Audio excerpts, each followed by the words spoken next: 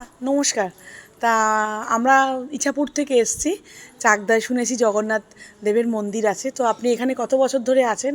তা যদি মন্দির সম্বন্ধে কিছু একটু বলেন তাহলে ভালো লাগবে শুনতে। সবাই মন্দির তো মহাপ্রভু আমল থেকেই মন্দির। হুম। মহাপ্রভু যখন বাল্যকাল অতিবাহিত করছেন আচ্ছা। তখন জগদীশ পণ্ডিত নামে এক ভক্ত ছিল। হুম। তার সাথে ভাবের আদান প্রদান হয় এবং অন্তর্জগতের খুব গুরুতম রহস্য আলোচনা হয় এবং সেই কথাগুলো উনি বলতে ওনার স্ত্রীকে না করেছিলেন। সেই কথা উনি বলার পরে ওনার মন থেকে ভুলে যায়। তারপরে মহাপ্রভু বড় হলেন, সংসার ধর্ম অতিবাহিত করলেন, পুরী ধামে নিজে জগন্নাথের সাথে মিলিন হয়ে গেলেন। তারপরে জগদীশ পণ্ডিত পুরী ধামে উপস্থিত হয়। পুরী ধামে উপস্থিত হয়ে যখন জগন্নাথের সামনে বসে নিজের আত্মবিজ্ঞপ্তি যখন ব্যাপক জ্ঞাপন করেন, তখন মহাপ্রভু জগন্নাথ মন্দির জগন্নাথদেব বলেন, আমি তোমার সাথে যাব। আচ্ছা। দুটো শর্ত, একটি আমাকে যেখানে নামাবে আমি তার ভিতরে যাব না, দ্বিতীয় শর্ত হচ্ছে আমি সোলার মতন হালকা হব।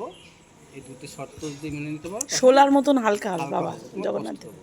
আচ্ছা প্রভু। এই কথা হতে হতে জগদীশ পণ্ডিতের সাথে তার কথা হলো। ওদিকে ইন্দ্রদুম্নের রাজা স্বপ্নে দেখছেন যে জগন্নাথ আমাকে ছেড়ে চলে যাচ্ছে। আচ্ছা।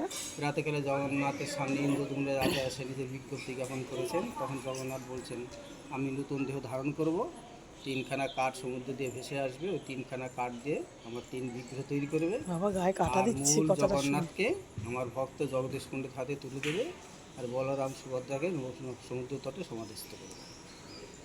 এই কথা বলার পরে জগন্নাথকে নিয়ে জগদীশ পণ্ডিত তার বাড়িতে যাচ্ছিলেন। এখানে আসার পরে তার দেহে একটু বাহ্যক্রিয়ার অনুভব হয়েছে। কাকে রাখবেন, পিছনে তাকে দেখেন ব্রাহ্মণ গঙ্গা স্নান করে বাড়ির দিকে যাচ্ছেন। তাকে বললেন যে আমার ভগবানকে একটু ধরবে। তাকে আর বললেন না যে কিন্তু মাটিতে রাখা যাবে না। যখন তার কাছে জগন্নাথ গেলেন তখন অটোমেটিক তার কাছে ভারী হয়ে গেলেন। আচ্ছা। উনি মাটিতে রেখে দিলেন। বাবা গায়ে কাটা জগদীশ দিচ্ছি। পণ্ডিত এসে দেখেন যে তাকে মাটিতে রাখা হয়েছে। জগদীশ পণ্ডিত আর তাকে তুলতে পারলেন না। সেই খবর আস্তে আস্তে গ্রাম থেকে গ্রামান্তর হয়ে গেল। সবাই দর্শন করতে যাচ্ছেন। সেই খবর কৃষ্ণচন্দ্র রাজার কাছে কিন্তু পৌঁছায়। কৃষ্ণনগরে কৃষ্ণচন্দ্র রাজা তখন জগন্নাথকে এখান থেকে তার বাড়িতে নেওয়ার জন্য ইচ্ছা প্রকাশ করেন, কিন্তু কোনো শক্তি কাজ করে না। তখন জগন্নাথ বললেন, আমি তোমার অধীনে সেবা পুজো গ্রহণ করবো, তুমি আপনার এখানে সেবার ব্যবস্থা করো। তখন কৃষ্ণচন্দ্র রাজা এখানে সম্পত্তি করে দিয়েছিলেন, 500 বিঘা সম্পত্তি করেছিলেন এবং মন্দির ধরেই করে দিয়েছিলেন। সেই বর্তমানে কিছু নেই। সেই থেকে কুলু পরম্পরা হিসাবে সেবা পুজো হচ্ছিলেন এখানে এখানে।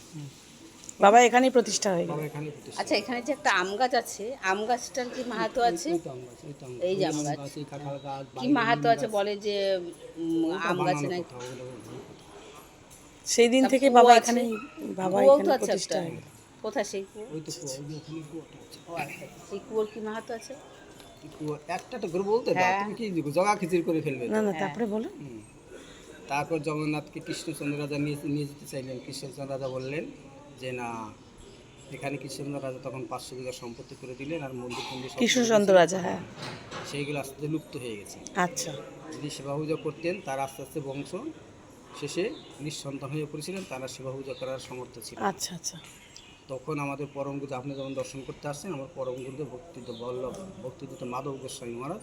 আচ্ছা ওই পাশে যে মন্দির ঘরটা ওইটা উনি না? এটা ভজন হ্যাঁ। কুঠির। আচ্ছা। মাঝখানে যে বিগ্রহটা আছে, হ্যাঁ হ্যাঁ গর্বিতে বিগ্রহ। আলোকটা, হ্যাঁ। উনি ওনার নামটা বলুন। আর ভক্তিযুক্ত মাধব গোস্বামী মহারাজ। মাধব গোস্বামী। আচ্ছা উনি আচ্ছা। এরকম ভক্ত দর্শন করতে ওনাকে স্বপ্নাদিষ্ট করলেন যে আচ্ছা। আমার এখানে কষ্ট হচ্ছে, আমার সেবাটা তুমি গ্রহণ করলে আমার সেবাটা খুব সুস্থ রূপে হয়। আচ্ছা উনি শিষ্যদের বললেন, আচ্ছা শিষ্যরা এখানে তখন পরিস্থিতি ভালো না, কেউ ওখানে আসতে পারে আচ্ছা আচ্ছা। তখন ওনার অনুগত শিষ্য ছিল ভক্তিবল্লভ তীর্থ মহারাজ। তখন উনি বলেন, কেউ যদি না যায় তাহলে আমি যাব। আচ্ছা সেই থেকে আমাদের গুরু পরম্পরা হিসাবে এখানে সেবিত হচ্ছে। আচ্ছা। আর বাহ, বেশ কুয়াটা ভালো। দেখছেন, এই কুয়া থেকে দিন কোন মন্দিরে যে কুয়োটা? গৌরগোপাল আছে, এই টিউবওয়েল। আচ্ছা আচ্ছা, আমি তাই একটু পরে দেখাচ্ছি কুয়োটা। হ্যাঁ। ওই গৌরগোপাল আছে মন্দিরে, হ্যাঁ। উনি একদিন পরমান্ন খেতে চেয়েছিলেন আচ্ছা রোহিণী মাতার কাছে। আচ্ছা তখন পরমান্নার কোনো ব্যবস্থা ছিল না। আচ্ছা। তখন গৌরগোপাল বললেন, ওই কুয়ায় দুধ আছে, দুধ দিয়ে অঙ্ক পরমান্ন রান্না। ও বাবা। আর একটা ওই বাইরে একটা বকুল গাছ ছিল, আচ্ছা। বকুল গাছটা দেখে রেখেছেন। ওই বকুল গাছে একদিন আম খেতে চেয়েছিলেন গৌরগোপাল। বকুল গাছে আম? বকুল গাছে আম, সে বকুল গাছটা আম খেয়েছেন গৌরগোপাল। এরকম ইতিহাস এখানে আছে, এখনও বর্তমান আছে। যার সাথে হয় তার সাথে হয়, এখনও বর্তমান জগন্নাথ কথা বলে। ঠিক আছে, নমস্কার, সঙ্গে থাকবেন।